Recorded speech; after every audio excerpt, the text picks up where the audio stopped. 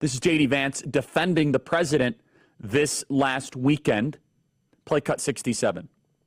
This judge committed multiple elements of reversible error, and he did it while his daughter has made a ton of money off of Democratic candidates and while he himself donated to the Biden campaign. So let me repeat the question. You cannot say that this trial was anything more than politics masquerading as justice. He has this superpower, J.D. Vance. And the superpower is he always has a calmer disposition than who is interviewing him. That is exactly what you want in a VP with Trump. Steady hands. He doesn't get too fired up, tough but measured. It's a way of just kind of walking through, say, oh, this was a show trial. It's beautifully put. I'm going to keep on going through all the positives, but let me just take a pause, and I want to address the negative. The negative is that, well, Charlie, J.D. Vance was not a Trump supporter back in 2016 and 2017. It's true. This is well known. This has been covered and figured out. I think this is terrific. Why? It makes his growth real. If we are serious about winning in 2024, having a VP who was once skeptical and then became a fan and became a follower is legit. That's somebody who has true beliefs. That is someone who is willing to reconsider, who has a worldview, and says, my goodness, this guy's advancing the worldview.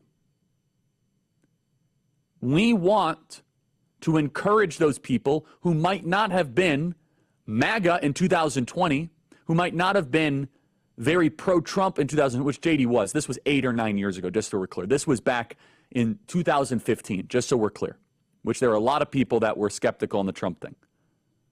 And it shows an open mind and humility. In fact, if we want to win, to have someone say, guys, I wasn't always on board of the Trump train, but I am, and let me tell you why. That is an opening to connect to skeptics, to connect to swing voters. Someone who says, guys, let me be very honest with you. I wasn't sure what to make of the entire Trump thing, but my goodness, am I an enthusiastic believer. Why? Biggest blue-collar boom in 40 years. Middle-class wages were going up. Inflation was non-existent. No new wars. We had a border. 3 Supreme Court justices. We were getting our confidence back as a country. J.D. Vance can help with the hold your nose voters. The I can't take it. I'm going to hold my nose. I'm going to go with Trump. It allows people an additional reason to vote for Trump. Not to mention, this is not someone who is going to be undercutting Trump like Mike Pence or like George H.W. Bush. This is someone who believes in MAGA just as much, if not more, than Trump at times on the 3 core issues: foreign intervention, immigration, trade. J.D. Vance is terrific on all 3, and that segues to the Nebraska conversation.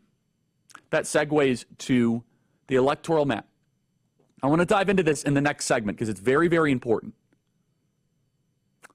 which is we must win a Rust Belt state. Now, we're going to be doing our Nebraska focus all summer. In fact, we have some Nebraska news to share at the People's Convention. They're going to call a special session on taxes. We want to have them call a special session also on winner take all. We are working on this behind the scenes, and we just kind of have been steady on this.